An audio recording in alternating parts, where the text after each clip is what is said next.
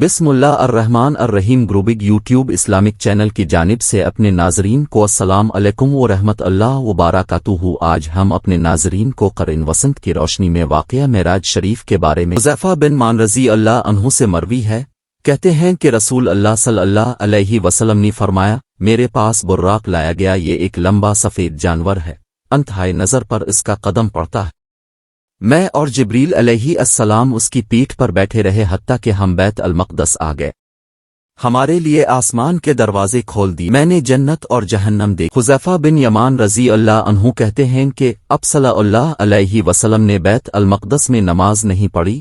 زربن بن حبشرز اللہ عنہ نے کہا، میں نے حذیفہ رضی اللہ عنہ سے کہا، کیوں نہیں اب صلی اللہ علیہ وسلم نے نماز پڑھی تھی؟ حذیفہ نے کہا، تمہارا کیا نام ہے گنجے انسان؟ میں تمہارا چہرہ پہچانتا ہوں لیکن نام نہیں جانتا۔ میں نے کہا، میں زر بن جیش۔ انہوں نے کہا، تمہیں کس طرح معلوم ہوا کہ اب صلی اللہ علیہ وسلم نے نماز پڑھی؟ میں نے کہا کہ اللہ تعالیٰ فرماتا ہے، الاسراج ایک کے کہنے لگے، کیا تمہیں اس میں نماز کا ذکر ملتا ہے؟ اگر وہ نماز پڑھتے تو تم بھی اس میں اسی طرح نماز پڑھتے جس طرح مسجد حرام میں پڑھتے ہو۔